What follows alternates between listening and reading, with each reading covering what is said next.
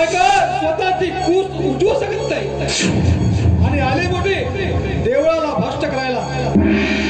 खबरदार खबरदार, या देवळात पाऊल जरी ठेवला तर धर्माची भाषा शिकून या पवित्र देवळाला अपवित्र करायला लागेल तुम्ही।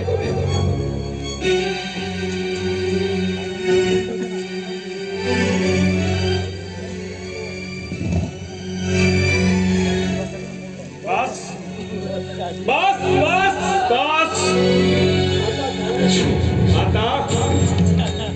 आता हे माझे कान अस्वस्थ झाले आहेत। अरे मी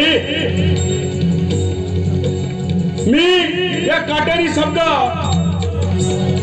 स्वतःला मला जगण्याचा धिक्कारा वाटून राहिला, धिक्कारा। अरे या राजवर्धन देशपांडेला बघताच या गावातले लोक मला मान घालून आदराने सलाम करायचे, पण आज तेच लोक मला अपराधी समजतात, मला अपराधी, साधी विचारी समजतात, मला साधी विचारी। हे सगळं घडतंय आणि हा माझा झालेला अपमान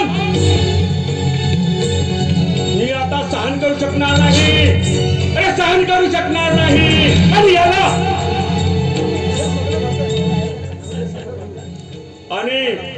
आणि याला हे सगळं घडतंय त्या प्रभावामुळे। आता काय असो, मला काहीतरी निर्णय घ्यावाच लागेल कारण आता माझ्यावरती निर्णय घ्यायची वेळ आलीच आहे।